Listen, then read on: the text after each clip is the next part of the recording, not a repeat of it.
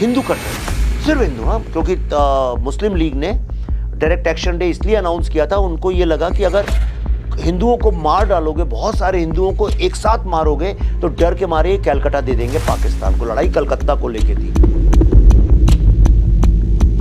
Direct action day is one of the world's biggest human tragedy. इतने कम time में इतने लोगों को काटा नहीं गया। एक ही कम्युनिटी के 40,000 लोग विद इन 2 नाइट्स। सिर्फ लाशें बिछी हुई हैं कलकत्ता में, ऊपर वल्चर्स बैठे हुए हैं।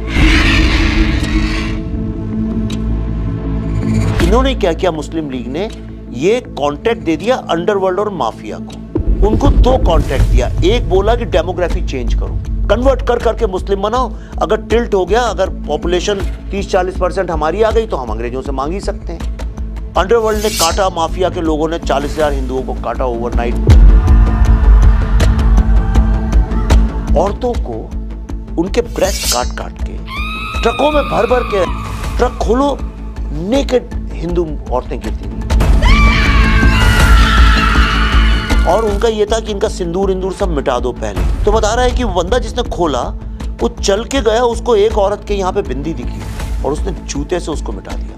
और इनको उठा के जहाँ पे चिकन और मटन बकरे लाते हैं ना, उनको निकाल निकाल के औरतों को लटकाया, हुक्स नेकेड हिंदू औरतों को जलील कर। सिंबॉलिज्म। कठियों की तरह लोगों की लाशें जलाई गई, क्योंकि लकड़ी नहीं थी, लोग नहीं थे जलाने वाले।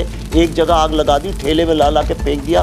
पूरा रिकॉर्डेड है, ब्रिटिश कमीशंस ने, ब्रिटिश आर्मी की रिपोर्ट्स हैं। एक कसाई था जिसका नाम था गोपाल पाठा।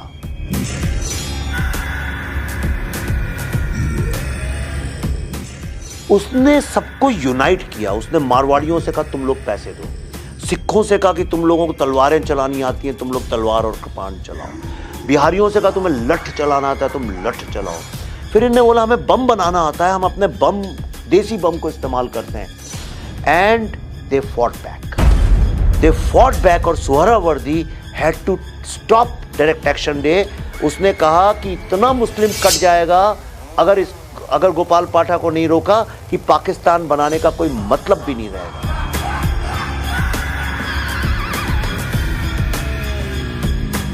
गांधी जी ने जब बोला आर्म सरेंडर करो, उसने गांधी जी के मुंह पे जाके बोल दिया कि अगर मेरा एक नाखून या मैंने एक छोटी कील का भी इस्तेमाल अगर हिंदू बहनों को की सुरक्षा के लिए यूज किया होगा, मैं वो भी तुम्हें सरेंडर नहीं करूंगा।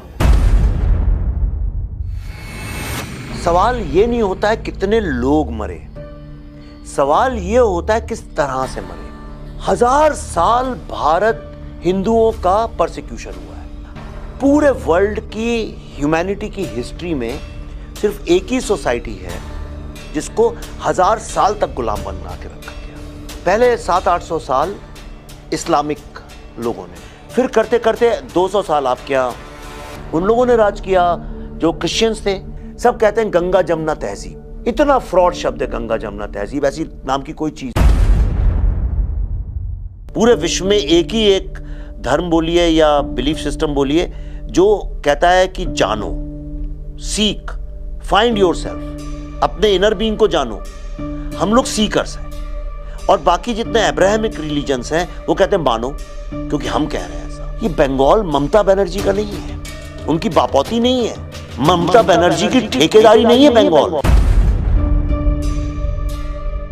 क्या कारण है कि बंगाल के जितने पढ़े लिखे लोग हैं अब सबसे पहले अपनी बेटी को बंगाल से बाहर भेजते हैं पढ़ने के लिए? यही सर्वे कर लीजिए कि भाई अगर तुम्हारे पास पैसा और तुम्हें अपना सेकंड होम बनाना हो, तो वो कौन सी जगह है जहां तुम बनाना पसंद करोगे? आप देखिए, लोग इंडिया की हर स्टेट का नाम लेंगे, सिर्फ 2 स्टेट्स का नाम नहीं लेंगे, कश्मीर का और बंगाल का। कश्मीर का और बंगाल, कश्मीर का और बंगाल। मैं वो काम कर रहा हूं जो बाकियों को करना चाहिए और बाकी कर नहीं रहे। तो आजकल 2 PR और सोशल मीडिया एक साथ चलते हैं, एक सेल्फ प्रमोशन के लिए, एक किसी और के डिस्ट्रक्शन के लिए। आप इस फिल्म इंडस्ट्री का पार्ट बस तभी हैं जब आप स्टार बेस्ड फिल्म बनाते हैं। जिस दिन आपने स्टार बेस्ड फिल्म नहीं बनाई, आपका बॉलीवुड से कोई लेना देना नहीं। आपकी अपनी जिंदगी, अपनी लड़ाई लड़ो, कितने लोग बनाते हैं। बस मैं आपको ये प्रॉमिस कर सकता हूँ कि if Kashmir files disturbed you, this film will destroy you.